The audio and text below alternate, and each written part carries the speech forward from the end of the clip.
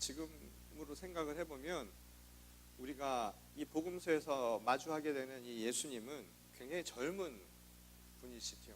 우리 여기 지금 청년 30대 또는 20대 후반, 30대 초반의 청년들이 있는데, 사실 우리가 복음서를 통해서 만나게 되는 대부분의 이 상황은 예수님의 청년기에 해당되는 것이고, 그리고 육신으로 오신 예수님은 그 짧은 시기를 우리에게 만나주시고 또 하나님의 말씀을 선포하시고 그리고 우리의 곁을 떠나셨습니다. 그런 청년 예수께서 이 땅 가운데 하신 것은 아주 분명한 메시지를 전하셨죠. 그것은 바로 하나님의 나라에 대한 선포였습니다. 그 하나님 나라에 대한 선포는 당시 세상과는 어쩌면 아주 차이가 나는 모순적인 모습일 수 있었죠. 그럼에도 불구하고 청년 예수는 세상에 맞서서 담대하게 하나님의 말씀을 선포했습니다. 그래서 우리가 보는 이 복음서의 여러 군데를 보면 이 예수님이 얼마나 육신의 삶을 통해서 고뇌화하고 고난을 받았는가라고 하는 것을 볼 수 있는 이야기들이 많이 나오죠. 이 마태복음 8장 20절에 보면 인자가 머리 둘 곳이 없다라고 하는 이 자기 고백을 하는 대목을 우리가 보게 되는데, 이 한편으로 보면 그만큼 청년 예수의 삶이 얼마나 바쁘고 힘들었는가라고 하는 것을 보여주는 대목이기도 합니다. 그는 하나님의 말씀을 선포했을 뿐만 아니라 가는 곳곳마다 귀신을 쫓아내고 또한 하나님의 영이 함께 하기를 기도하였으며 또한 힘든 자들 그리고 상처받은 자들 병든 자들을 치유하는 일에 최선을 다했죠. 그러다 보니 정말 쉴 틈도 없이 아주 바쁜 순간순간을 보내야만 했을 겁니다. 그러나 문제는 그로 인해서 받아야 할 위협과 또한 고난과 비판도 그와 함께 커져갔다라는 것이죠. 이 인간적으로 생각을 해보면 그 고충은 이루 표현할 수 없을 만큼 아주 컸을 것이다 라고 생각을 해볼 수 있습니다. 실제로 마가복음 14장 34절을 보면 마지막 이 겟세마네 동산에 올라서 예수께서 그의 제자들에게 하신 말씀이 있습니다. 그것은 뭐였냐면 내 마음이 근심에 쌓여 죽을 지경이다. 이 세 번역으로 표현한 것인데, 예수께서 정말 근심이 많아서 육신으로는 정말 죽음을 느낄 만큼 고통스럽다라고 하는 것을 자신의 제자들에게 고백하는 대목을 우리가 볼 수가 있다는 것이죠. 물론 예수께서는 모든 것을 하나님 아버지의 뜻에 맡겼죠. 순명하며 사셨습니다. 이 모든 것이 내 뜻이 아니라 하나님의 뜻대로 행하시옵소서. 내가 원하는 것이 아니라 하나님이 원하시는 그 뜻을 위하여 내가 이곳에 왔으니 하나님의 뜻에 다 맡기겠습니다. 아버지께 맡기겠습니다 하며 모든 것을 주님은 다 순종하는 마음으로 하나님 앞에 드렸지만 여전히 비껴갈 수 없는 그 운명이라고 하는 것을 받아들이기 위해서 인간적인 고뇌, 우리와 같은 그 고난을 함께 겪어야만 했다는 것. 제가 이 부모가 돼서 생각을 해보니까 많은 것을 배우게 됩니다. 자녀를 키우면서 이 교회에서나 또는 학교에서 학생들을 가르치는 것과는 또 다른 의미에서 이 키운다는 것, 양육한다라고 하는 것에 대한 많은 가르침을 얻게 됩니다. 이제 부모의 입장에서 생각을 해보면 이 자식이 어떻게든 잘 되기를 바라잖아요. 그래서 자식이 어떻게 하면 잘 됐으면 좋겠다. 그리고 자식이 올바른 길을 갔으면 좋겠다. 물론 부모의 시각과 부모의 판단이 들어있기는 하지만 어쨌든 자식에게 한 가지 분명한 것은 내 분신이고 내 사랑이라는 점에서 아낌없이 주려고 한다는 겁니다. 뭐든지 주고 싶은 게 부모의 마음이죠. 그래서 사랑을 듬뿍 담아서 주고 싶은 게 아마 모든 부모들의 한결같은 마음인지 모르겠습니다. 근데 그 준다라고 하는 사랑이라고 하는 것이 때로는 아낌없이 베푸는 사랑으로 나타나기도 하지만 때로는 질책으로 나타나기도 하죠. 강하게 질책할 때도 있고 또 아이를 따끔하게 교훈하면서 아이에게 바로 설 수 있는 길을 안내해 주는 것이 바로 부모의 역할이기도 합니다. 그런데 자식을 키우면서 느낀 것 중에 하나가 뭐냐면 특히 아이들이 커나가니까 어느 순간에 부모의 이야기를 듣기 싫어하는 때가 옵니다. 또 그것이 옳은 것인 줄 알면서도 아이들이 반발하는 때가 생기는 경우가 있습니다. 그러다 보면 오히려 관계가 어색해지기도 하고 그걸로 인해서 본의 아니게 서로 간에 감정이 상하기도 하고 상처가 생기기도 하죠. 그런데 곰곰이 생각을 해보면 모든 인간관계라는 게 다 그렇다라는 생각을 해보게 돼요. 누군가를 사랑한다는 것, 그것은 말처럼 쉬운 일도 아닐 뿐만 아니라 우리가 흔히 생각하던 로맨틱한 것이 결코 아니라는 거예요. 어쩌면 사랑이라고 하는 것은 늘 우리에게 고민하고 또한 그걸로 아파해야 하는 고충을 늘 가져다 준다는 것이죠. 그러니 오죽하면 사도 바울은 우리가 너무나 잘 아는 이 고린도전서 13장의 사랑장이라고 하는 그 말씀을 통해서 사랑을 정의 내릴 때 오래 참음이라는 단어를 쓰지 않았습니다. 인내라고 하는 것, 사랑이라고 하는 것은 그만큼 힘들고 어려운 것이다 라고 하는 것을 우리에게 가르쳐주는 말씀이라는 거죠. 그런 의미에서 사랑은 제가 여러 번 말씀을 드렸지만 단순한 감정의 표출이 결코 아니라는 거예요. 그냥 나도 모르게 좋아서 고백하는 그 사랑은 어쩌면 사랑의 아주 단면에 지나지 않을 수 있다는 겁니다. 오히려 사랑이라고 하는 것은 해야만 하는 것, 그 당위적인 것을 의지로 실천해내는 것이다 라고 말할 수 있다는 거죠. 한마디로 해야 하니까 하는 거라는 거예요.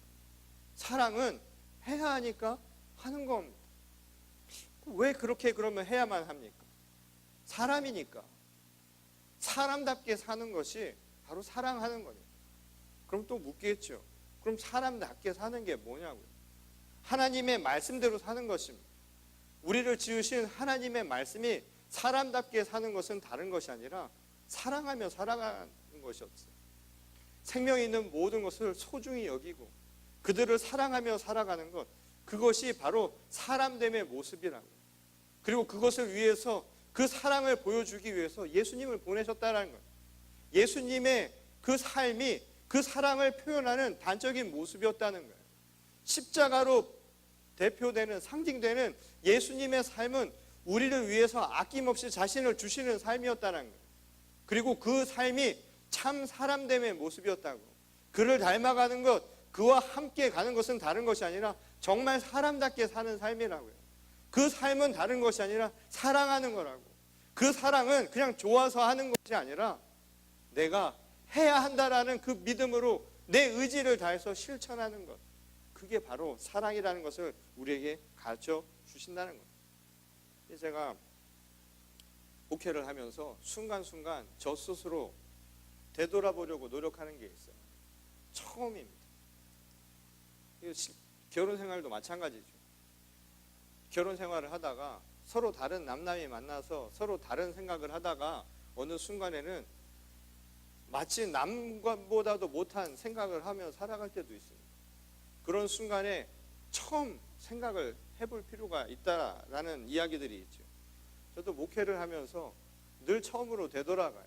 제가 지금 있는 길이 맞는가? 지금 가는 것이 맞는가라고 하는 것을 제 처음 가장 순수했던, 가장 어쩌면 본질에 가까웠다고 이야기할 수 있을, 어쩌면 연륜도 없고 경험도 없고 아는 거 없었던 바로 그 순간에 그 마음으로 다시 돌아갈 때가 있습니다. 근데 그 처음 순간을 돌아갈 때 제가 떠오르는 한 에피소드가 있어요. 그건 제가 이 한국에서 미국에 오기 이전에 저희 어머니께 물었던 질문과 관련이 있었어요. 저희 어머니는 지금도 식당을 하고 계십니다. 당시에 식당을 연 지 얼마가 안 됐는데 저는 일을 했기 때문에 주말에 이제 저희 부모님을 가끔씩 찾아가 뵀었습니다. 근데 가서 음식을 먹으면 그 음식 준비하는데 너무 정성이 많이 가는 거예요. 그리고 거기에 들어가는 재료들이, 식재료들이 너무 고급 재료들이 들어가는 거예요. 뭐 키위 같은 것도 갈아 넣고 뭐 설탕이나 이런 거 뿌려서 하면 좋을 텐데 그런 걸 안 쓰시고 재료를, 천연 재료를 사용해서 음식을 만드시는 거예요. 근데 제가 그걸 보면서 무슨 생각이 들었냐면, 이래가지고 수지가 맞겠는가? 이렇게 장사해가지고서는 비용이 이렇게 많이 들어갔고 남는 게 뭐가 있느냐? 더군다나 그렇게 정성을 다해서 파는데 값이 너무 싼 거예요. 너무 싸게 파시는 거예요. 그래서 제가 이렇게 하면 안 됩니다. 장사 이런 식으로 하시면 안 됩니다. 그랬더니 저희 어머니가 저한테 이런 얘기를 하시는 거예요. 이 장사를 하면서 저희 어머니는 지금까지도 그러신데 식사 세 끼를 식당에서 직접 하세요. 그러니까 거기서 음식을 하는 게 식구들 밥 먹는 것처럼 만드신다는 거예요. 내가 먹을 거고 우리 식구들이 먹을 것을 준비하듯이 음식을 준비한다는 거예요. 그래서 내 가족을 생각하면서 그 가족들이 먹을 때 얼마나 기뻐할까, 그들이 먹으면 얼마나 건강해질까를 생각하면서 그 음식을 만드신다는 거예요. 그래서 그 신념대로 음식을 만들어 파신다는 겁니다. 식당이 어떻게 됐을까요? 여러분, 대박 나지 않았을까요? 어떤 생각이 드세요? 장사가 안 되는 거예요. 반전이죠. 이러면 장사가 잘 되고 이런 마음들을 알아서 많은 사람들이 올 것 같잖아요. 근데 사람들이 안 오는 거예요, 많이. 왜 안 올까? 이미 사람들의 입맛은 대중화가 되어 있어요. 제가 요리 멘토로 모시고 있는 분 한번 만나본 적은 없죠. 그분은 저를 모르지만 저만 아는 분이 있습니다. 백종원 선생님이라고 계십니다. 그분의 말에 의하면 보통 식당에서 판매하는 거는 보통 먹는 것보다 약간 자극적이어야 돼요. 약간 입맛이 있어야 돼요. 근데 저희 어머니처럼 심심하게 음식을 해내니까 바깥에서 사 먹는 음식으로는 적합하지 않았던 것이죠. 그러면서 제가 저희 어머니한테 그 이야기를 다시 한번 물었을 때 저희 어머니는 지금도 변함이 없이 그 말씀을 하십니다. 다행히 저희 어머니는 개의치 않고 지금도 식당을 계속하고 계십니다. 여전히 사람들은 많이 오질 않습니다. 오는 사람들은 그걸 알고 오시는 분이 있어요. 가족이다 생각하고 식구라고 생각하는 몇 명이 나란히 앉아서 마치 가족처럼 식탁을 나누고 있죠. 그래도 제가 감사하는 게 뭐냐면 여하튼 저희 어머니가 돈을 목적으로 하진 않았다고 하니까 목적은 이루었구나. 저는 그런 생각이 듭니다. 저는 그 생각을 하면서 목회도 생각을 해봤어요. 성도들을 대할 때 어떻게 대해야 하는가.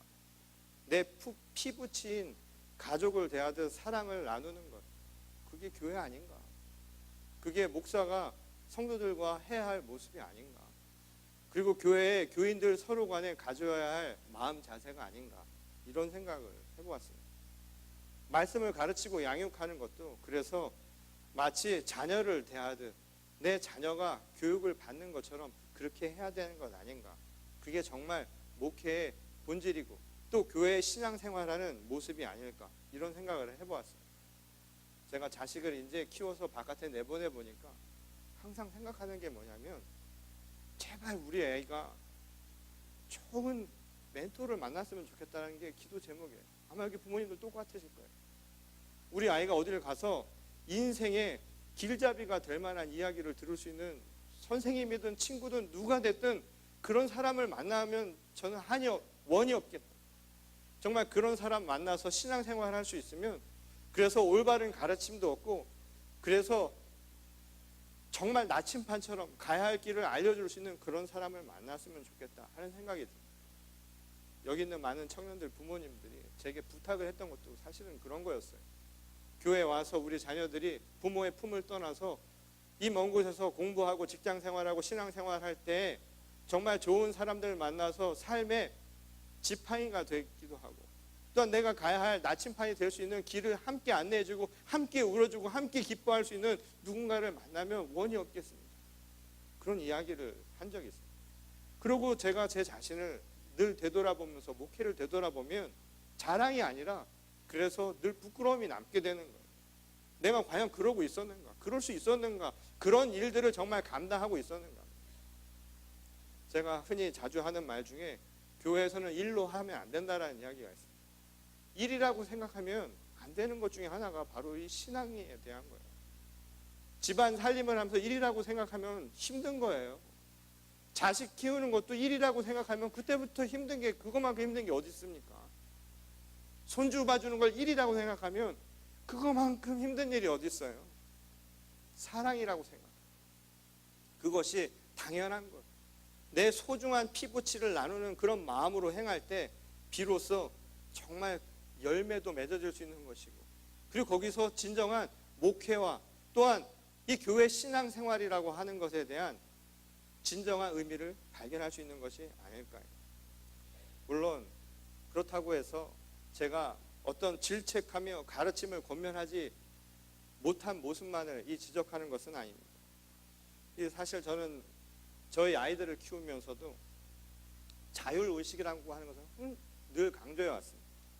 제가 지난주 설교를 통해서 말씀드린 것처럼 스스로 반성하는 능력이 없으면 외부로부터 주입되는 생각 그리고 그 행동은 언제나 부자연스럽기 마련이라는 거예요. 제가 예전에 한국에서 이 잠깐 동안 고3생을 가르친 일이 있었어요.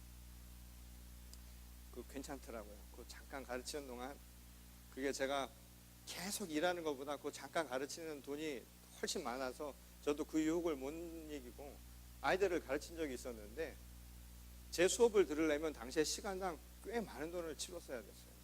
벌써 20년 전인데 그 당시에 제 수업이 시간당 25만 원이었어요. 시간당. 그 당 20년 전에. 근데 그 수업을 들으려고 아이들이 오면 제가 3년, 고등학교 3년, 이 당시는 수학 능력 평가, 수능이라고 했는데 그 시험을 보는 애들한테 제가 한 달 안에 3년치를 다 가르쳐 줍니다. 이 한 달이라고 하는 것은 딱 4주인데 4주도 2번씩 만나니까 8번 안에 제가 3년 거를 다 가르쳐 주는 거예요. 그리고 그렇게 해서 아이가 시험을 볼 때 만족스러운 결과가 나와야 그곳에서 계속 일할 수 있는 겁니다. 제가 일하는 곳이 강남에 있었던 학원이었는데 근데 그때 제 수업을 듣는 학생이 시험 일주일도 채 남기지 않은 상태에서 저를 찾아왔어요. 그래서 그 청년이 그 아이가 저한테 부탁을 한 겁니다. 가르쳐달라. 시험을 볼 것을 마무리를 해달라는 거예요. 하루에 시험 볼 거를 고등학교 3년치를 다 정리를 해달라는 거예요. 그거 어떻게 합니까? 그거 혼자서 해야 되는 거잖아요. 시험 전날까지 왔어. 왜 그런가? 걔한테 물어봤더니 걔는 그때까지 한 번도 자율학습 혼자 공부해 본 적이 없는 거예요. 누군가 끝까지 옆에서 도와줘야만 공부를 했던 거예요. 너무 놀라운 거는 나중에 그 어머니가 저한테 연락을 하셨어요. 1년이 지난 뒤에 그분이 대학원을 들어간 거예요. 저한테 도와달라고. 이번에 어머니가 리포트 쓰는 걸 좀 도와달라고 전화를 한 거예요. 부모가 스스로 하지 못한 것이 자식에게도 그냥 간 거예요. 그리고 뭔가를 끊임없이 누가 주어야만 할 수 있다라고 하는 이 외부에서 받아들이는 모든 이 생활 습관들이 자기 혼자 하지 못하게 만들었다는 거예요. 저는 신앙도 마찬가지라는 생각이 들었어요. 스스로 판단하고 스스로 생각할 수 있는 여유를 갖지 못한다면 정말 신앙은 자라나기가 쉽지 않다는 거예요. 근데 여기에는 한 가지 전제 조건이 있죠. 뭐냐면 오래 참을 수 있어야 한다.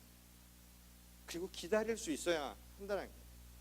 제가 자녀에게 자율적으로 뭔가를 하라고 말했을 때는 제가 그것을 참겠다라고 하는 저 다짐이 없이는 불가능한 일이에요. 그런데 해보신 분은 아시겠지만 그게 더 힘들어요. 차라리 시키고 못하면 그것에 대한 체벌을 가하는 게 편하죠. 알아서 하라고 시킨 뒤에 알아서 될 때까지 기다리는 것처럼 속 터지는 일이 세상에 또 없다는 겁니다. 너무나 힘들고 어려운 것이. 근데 그것이 제 진심이었어요. 그리고 그것이 아이를 키우는 양육의 목표고 그게 방향이라고 저는 그렇게 생각을 했어요. 그러면 그게 그대로 다 될 것 같잖아요. 근데 말이에요. 아이는 제각각이에요. 음식을 아무리 정성스럽게 만들어도 그 음식이 입맛에 맞는 건 또 사람마다 다른 거예요. 그걸 맞출 때까지 또 그 사람이 그것을 인정하고 받아들일 때까지는 오랜 시간이 기다릴 수밖에 없다는 거예요. 진심이라고 하는 것이 서로 통할 때까지는, 서로를 이해할 때까지, 서로를 그것을 용납해주고 알아가기까지는 아주 지루하고도 아주 힘든 과정을 거쳐야만 한다는 것이 속상하지요. 때로는 한계를 느끼게 만들기도 합니다. 이건 그렇게 기다려보지 않은 분들은 전혀 모르는 일일 수 있다. 그래도 왜 기다리냐고요. 그게 사랑이라는 거예요. 자식이니까, 그게 내 가족이니까, 정말 사람이니까, 정말 사랑하는 사람이니까 기다려줄 수 있는 거예요. 그게 사랑이라는 겁니다. 거기서 정말 사랑이 나타날 수 있다는 것이죠. 이 마종기라는 시인의 시 가운데 우화의 강이라는 시가 있어요. 거기 보면 이런 대목이 나옵니다. 사람이 사람을 만나 서로 좋아하면 두 사람 사이에 물길이 튼다. 마치 강이 여러 갈래로 모여서 하나가 되는 것처럼 그렇게 물길이 튼다는 거예요. 그래서 한쪽이 슬퍼지면 다른 한쪽도 가슴이 메인다. 물결이 출렁이면 다른 곳에서 출렁이듯이 우리들의 서로의 감정이 그렇게 서로 간에 연결이 되어 있고 서로 공감을 할 수 있다는 거예요. 그런데 이게 한순간에 되는 게 아니라는 거예요. 오랜 시간을 겪어야만 서로 섞이고 서로 거기서 하나가 되는 과정이 있어야만 가능해진다라는 것이죠. 정말 진심이 통하고 정말 사랑이 열매를 맺으려면, 그래서 정말 내가 가족처럼 생각하고 정말 자식처럼 생각하고 정말 친구처럼 생각해서 내가 진심으로 그렇게 그를 아끼고 나타내는 표현을 그렇게 하고 있다면 오랜 세월의 인내가 우리에게는 또 필요할지도 모른다는 겁니다. 우리 개인의 삶도 이런데 모든 인류의 죄를 위해서 오신 그 짧은 기간 동안 그 사랑을 표현해내려고 했던 예수님의 마음은 얼마나 힘들었겠습니까? 저는 말하지 않아도 짐작이 가는 것만 같습니다. 무엇보다 사랑의 표현, 사랑의 말씀, 곧 복음을 우리에게 전하셨음에도 불구하고 당시 세대는, 당시 사람들은 그저 그것을 받아들이지 못하고 오히려 도전과 반발을 가져왔으니 얼마나 힘이 들었겠냐 이 말입니다. 머리 둘 곳도 없고요. 인자는 머리 둘 곳도 없고 내가 정말 가슴이 메일 정도로 정말 죽을 만큼 힘들다라고 이야기했던 것들이 과연 무엇 때문이었겠느냐 이 말인 것이죠. 그의 소명 때문이 아니라 그것을 이해하지 못하고 여전히 인내하지 못하고 그 사랑을 받아들이지 못하는 바로 그 사람들 때문이 아니었을까요? 오늘 본문 말씀을 보면 차라리 이곳을 떠나라고 하는 이 바리새파 사람들의 우려가 나오죠. 사실은 이것은 우려가 아니라 저는 위협이라는 생각이 들었습니다. 그것은 물론 당시 분봉왕이었던 헤롯이 그를 죽이려 하는 위협이 있었다라고 하는 것을 가르쳐주는 이야기 같지만 사실 그들의 마음도 똑같았다라는 것이죠. 이 당시 예수께서 이 땅 가운데 오셔서 하나님의 복음의 말씀을 전할 때 이 당시 지배 세력이었던 많은 사람들은 그에 대한 우려와 함께 그에 대한 도전과 또한 그를 죽이고 싶은 그 반발감을 갖고 있었다는 거예요. 이 당시 유대의 많은 사람들에게 율법이라고 하는 것은 굉장히 중요한 것이었죠. 율법은 하나님의 말씀의 권위 그 자체였다는 겁니다. 그런데 그것에 대해서 끊임없이 도전하고 질문하고 또한 그것에 대해서 자꾸만 무너뜨리려 하는 이 예수님의 언행이 그들은 제대로 들어오질 않았다는 것이죠. 그리고 그것은 그들에게 심각한 눈의 가시 같은 존재처럼 여기게 만들었다는 겁니다. 또한 예수께서 가시는 곳마다 구름대처럼 사람들이 모였다라고 성경은 기록하고 있죠. 그의 기적을 보면서 많은 사람들이 그를 따랐다라는 이야기가 나옵니다. 수많은 사람들이 몰려드는 것을 바라보면서 아마 정치권도 굉장히 신중하게 또한 도전과 위협감을 아마 느꼈는지도 모르죠. 게다가 많은 사람들이 이야기를 했습니다. 그분이야말로 왕 중에 왕이 되실 분이다. 유대의 왕이 나셨다라고 사람들은 이야기했으니 아마도 그냥 내버려 두기에는 아주 성가신 존재 정도로 아마 사람들이 생각했을지도 모른다는 거예요. 그래서 떠나라는 거예요. 그 떠나라고 하는 것은 어디를 떠나라는 거예요? 그 땅 가운데서 결국 그를 받아들이지 않겠다라는 이야기 아니었겠습니까? 근데 정말 예수님을 힘들게 한 게 무엇이었을까요? 힘들게 한 게 뭘까 말이에요. 누가 나를 비판하는 것 사실 그게 힘든 적이 없어요. 저도 목회를 하면서 우리 임원들이나 어떤 분들이 저한테 따끔한 이야기를 하는 것은 오히려 따끔한 이야기로 듣고 그것만 고치면 상관이 없습니다. 근데 정말 힘든 것은 뭐냐면 그 마음을 진심을 이해하지 못하는 거예요. 자식에게 아무리 이야기를 해줘도 자식이 반발하는 것 또 다른 생각을 이야기하는 것은 상관이 없는데 엄마의 아빠의 진심마저 이해하지 못할 때 그게 더 큰 상처가 되죠. 친구에게 조언을 했는데 그 조언에 대해서 서로 다른 생각에 대해서 비판을 하고 그것에 대해서 뭐라고 하는 것은 받아들일 수 있는데 내 진심마저도 받아들이지 못하면 그것만큼 사람을 힘들게 만드는 게 없다 이 말이에요. 저는 예수님을 힘들게 만든 거예요.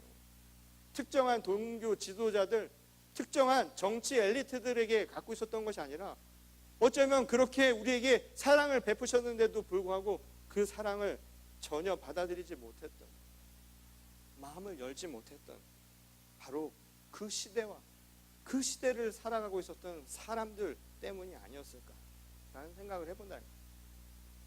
떠나라. 우리로부터 벗어나라, 우리와는 다르다라고 하는 이 이야기를 들으며 예수께서는 그러나 단호하게 말씀을 하셨죠. 오늘도 내일도 그 다음날도 나는 내 길을 가겠다라는 다짐을 하신 겁니다. 끝까지 이 길을 가겠다라는 자신의 결연한 의지를 우리에게 표명하신 것이었죠. 이 부분을 영어 번역본에서는 keep going이라는 말을 썼습니다. 계속해서 가겠다는 거예요. 그 길을 지금도 그리고 내일도 그 다음날도 나는 계속해서 keep going에 가시겠다라고 하는 강한 의지를 우리에게 말씀해 주신 것이었죠. 그가 가겠다라고 하는 길이 무엇이었냐면 다른 게 아니었어요.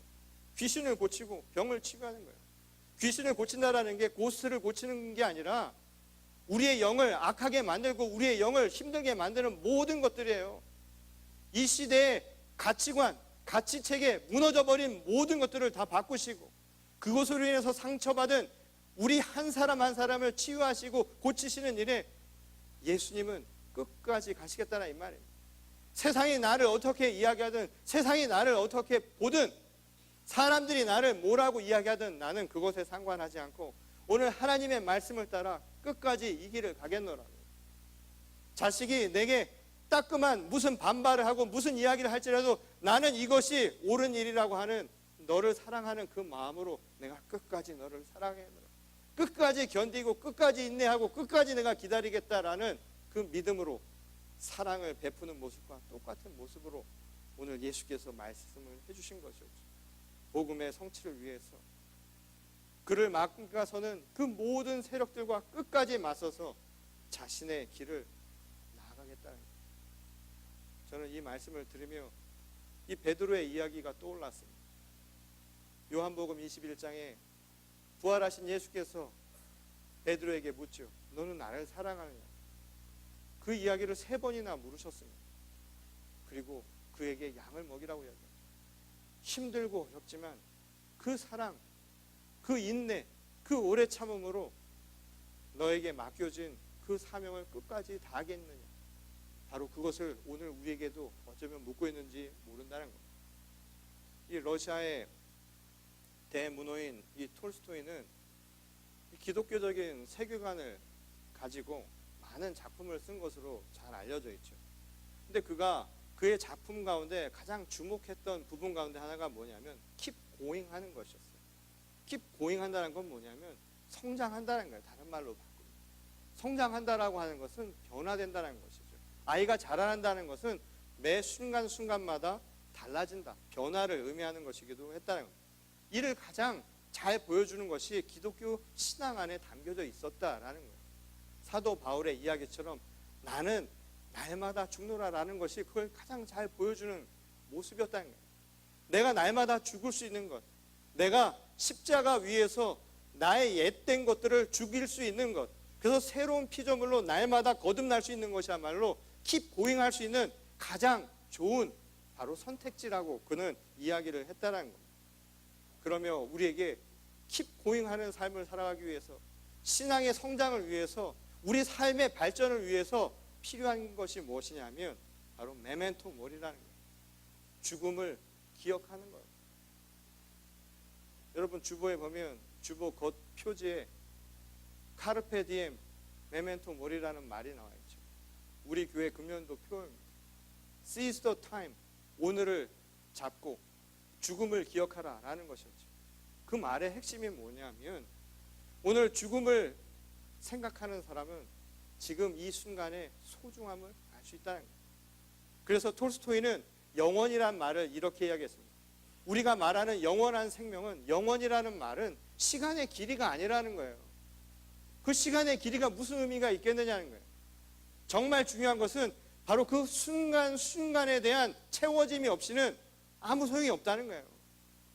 인생을 가늘고 길게만 사는 것이 아니라 그 순간순간에 채워지는 열매 맺는 삶을 살지 않으면 아무도 영원한 생명을 살아가는 의미가 없다라는 것이죠. 죽음을 통해서 오늘 현실의 소중함을 기억할 수 있는 것, 이것이 바로 오늘 우리에게 필요한 모습이라는 거예요. 그것이 바로 keep going 할 수 있는 모습이라는 것이죠. 예수께서 오늘 이 땅 가운데 오셔서 우리에게 전하신 메시지입니다. 나는 오늘도, 내일도, 그리고 그 다음날도 keep going 하겠다. 우리를 사랑하는 그 사랑을 날마다 채워나가시겠다. 오늘 우리들의 삶도 마찬가지입니다. 우리가 계속 변화되며 성장하면서 산다는 것은 다른 것이 아니라 오늘 내가 날마다 죽는다라는 그 신앙의 고백 속에서 오늘 내게 주어진 시간을 채워가는 겁니다. 그래서 오늘을 생각하며 참아내는 거예요. 오늘을 생각하면서 견뎌내는 겁니다. 그것이 바로 오늘 우리에게 주시는 하나님의 귀한 메시지가 아닐까요? 그것이 바로 오늘 우리를 살게 하는 힘이 아니었겠습니까? 우리의 인생은 앞으로도 keep going 해야 합니다. 매 순간을 주님이 주신 그 복음의 능력 안에서 충만하게 채워나가는 여러분 모두가 되시기를 바랍니다. 그래서 오늘도 내일도 또 그 다음날도 그 길을 쉬지 않고 가시기를 바랍니다. 특별히 우리 교회가 이제 33주년이 지났죠. 저희도 날마다 죽노라라는 신앙 고백 속에서 오늘 하루 우리에게 주어진 일들을 잘 감당하면서 인내하고 오래 참고 끝까지 우리에게 맡겨진 일들을 계속해서 keep going의 열매를 맺을 수 있는 저와 여러분 모두가 될 수 있기를 주님의 이름으로 간절히 축원합니다. 우리 다 같이 기도하시겠습니다. 하나님 감사합니다. 오늘도 우리 가운데 역사하시고 살아계심에 감사드립니다. 여전히 우리는 연약하고 부족하여서 하나님 사랑하는 것이 얼마나 힘들고 고된지 때로는 우리의 한계를 발견하고 우리를 지치게 만들고 우리를 거북스럽게 만들 때가 많았음을 고백합니다. 그런 현실 속에서 무너지는 우리 자신을 하나님 앞에 고백하오니 하나님 오늘 그리스도 예수의 말씀처럼 오늘도 내일도 그 다음날도 쉼없이 우리에게 맡겨진 오늘 우리 하루의 사명들을 잘 감당해낼 수 있도록 하나님 역사하여 주시옵소서. 끝까지 그 길을 걸어나갈 수 있는 성장하고 변화되는 주님의 거룩한 교회와 성도들이 되게 하여 주시옵소서. 또한 서로의 마음을 이해하기 위해서 참고 인내할 수 있는 그 사랑의 마음도 품게 하여 주셔서 누군가를 비난하고 누군가를 밀어내기보다 품어 안고 또한 이해할 수 있는 마음으로 우리 교회와 또한 우리가 살아가는 이 시대의 모든 공동체가 주 안에서 포용하며 서로를 사랑할 수 있는 그런 아름다운 공동체가 될 수 있도록 역사하여 주시옵소서. 이 모든 일들을 위하여 저희 모두를 주의 거룩한 성도와 교회로 사용하여 주실 줄 믿사오며 거룩하신 우리 주 예수 그리스도의 이름으로 간절히 기도드렸습니다.